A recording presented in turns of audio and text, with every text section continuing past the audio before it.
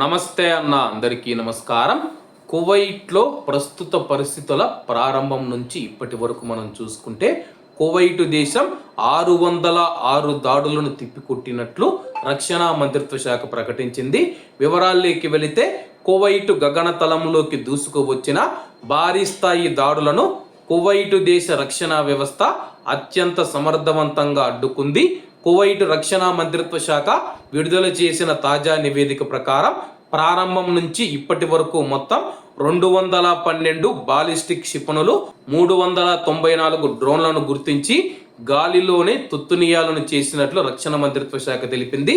శత్రువుల నుంచి ఎదురైన ముప్పులను సాయుధ దళాలు తమ కార్యాచరణ ప్రాంతంలోనే విజయవంతంగా నిర్వీర్యం చేసినట్లు రక్షణ మంత్రిత్వ శాఖ వెల్లడించింది. అలాగే ఈ యొక్క దాడుల్లో మనం చూసుకుంటే 67 మంది సైనికులు గాయపడగా 2 మరణించిన విషయం అందరికీ తెలిసిందే. అలాగే వీరందరికీ ప్రస్తుతం మెరుగైన వైద్య సహాయం అందిస్తూ ఉన్నట్లు రక్షణ మంత్రిత్వ శాఖ తెలిపింది. కువైట్ దేశ భద్రత దృష్ట్యా కువైట్ సాయుధ దళాలు అత్యున్నత స్థాయి సంసిద్ధతతో ఉన్నాయి. గగనతలంలో జరుగుతూ ఉన్న ప్రతి పరిణామాన్ని సైన్యం 24 గంటల పాటు నిశితంగా పర్యవేక్షిస్తూ ఉంది.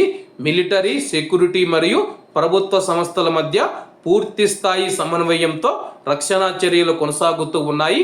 కువైట్ దేశ భద్రతను కాపాడటం, కువైట్లోని ప్రజల క్షేమాన్ని నిర్ధారించడాన్ని లక్ష్యంగా ఈ సమీకృత జాతీయ వ్యవస్థ పనిచేస్తూ ఉంది. ప్రస్తుతానికి పరిస్థితి అదుపులోనే ఉంది. ప్రజలు ఎటువంటి ఆందోళనకు గురి కావద్దని చెప్పేసి అధికారులు సూచించారు. ప్రస్తుతం పరిస్థితులు అదుపులోనే ఉన్నాయి, నార్మల్గానే ఉంది. ఎవరు భయపడవలసిన అవసరం లేదు.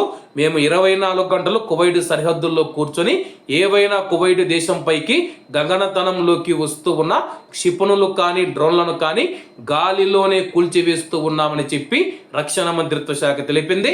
కాబట్టి అందరూ బాగుండాలి, అందులో మనం ఉండాలి. అందరికీ నమస్తే అన్న, జై హింద్.